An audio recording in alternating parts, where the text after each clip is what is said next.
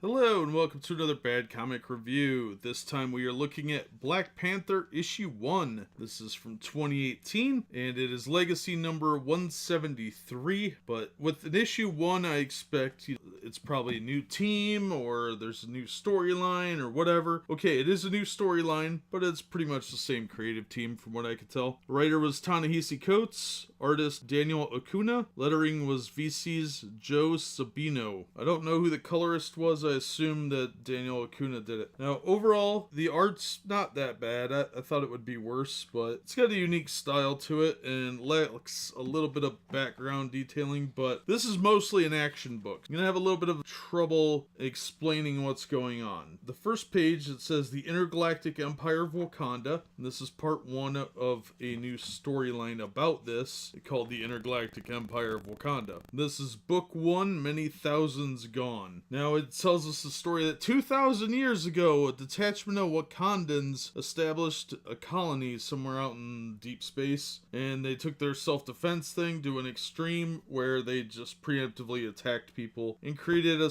interstellar empire. That's stupid. We start off with some space imagery, and then what looks like Storm, Aurora, saying, "Come back to me, come back home," and this guy waking up, and then he rebels and starts fighting people, and it's really awesome action sequence actually. And he keeps having these little flashbacks, and then we've got these people on a spaceship called the Macandal, and they're in deep space, and they're called the Maroons, which are like the rebels, I guess. And we get the guy running around and fighting people and doing all sorts of cool stuff. He gets taken down and sent to the mines. They're trying to stun him. They don't want to kill him because that's the Emperor's property.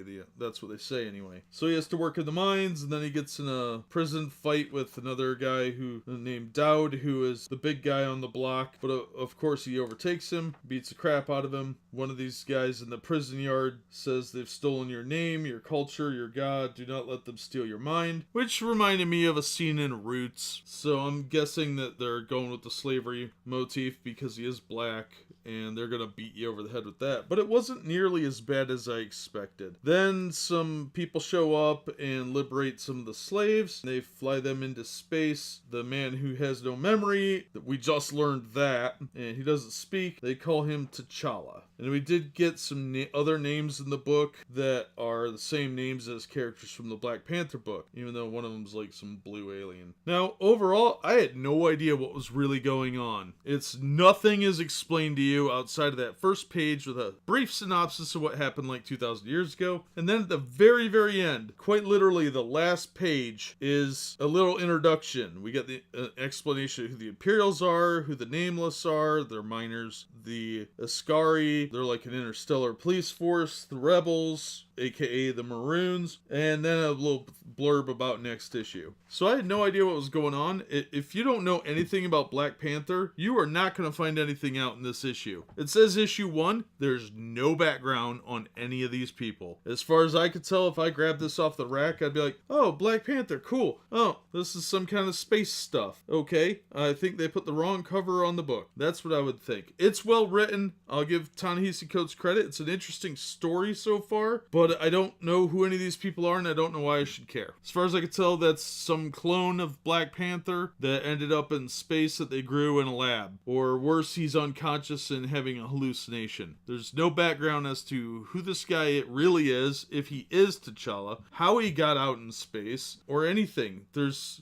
no hook. It's a good story, but I feel like I missed something. So if something happened in an issue before this, before they renumbered, I don't know what it is. There's no recap saying how this guy got there, what he's doing in the middle of space. You have no idea, if you're a new reader, who the woman with white hair is. I'm not even sure it is Storm. I'm just guessing. I'd take a few issues with that, but overall it was a good action issue. A lot happened. Is it worth $5? No. $4? Maybe. $2? Definitely. It was definitely worth $2. I would recommend it if you want to learn about some guy trying to escape slavery, but aside from like a Roots pastiche, I have no idea what's going on. I don't know anything about this stupid intergalactic empire of Wakanda. That's dumb. But it made a cool space story. Didn't really seem to have anything to do with Black Panther whatsoever. But I'm sure we'll learn about that in the next issue or coming issues. So hopefully they'll give us a little more detail. I'll pick up the next issue. I thought it was entertaining, but I don't think it was worth $5. It's not really a Black Panther story. It's a black guy in space story, and they're a little heavy-handed on the racial,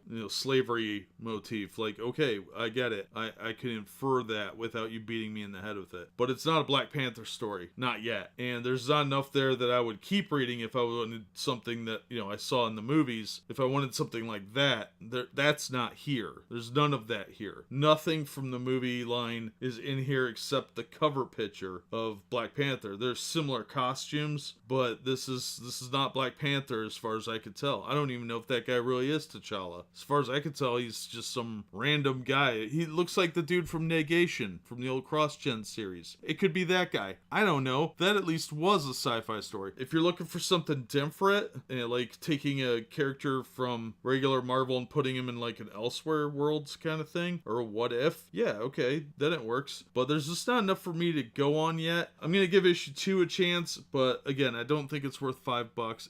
It's worth picking up and reading, just not for $5. So if you can find it for about $3, okay, you might get some enjoyment out of it, but I won't pay the full cover price. But that'll do it for me. As always, thank you so much for listening and supporting the channel. Be sure and hit like and subscribe. And if you'd like to help me pick up more comics, Patreon link is in the description. Thanks for listening, and we hope to see you on the next one.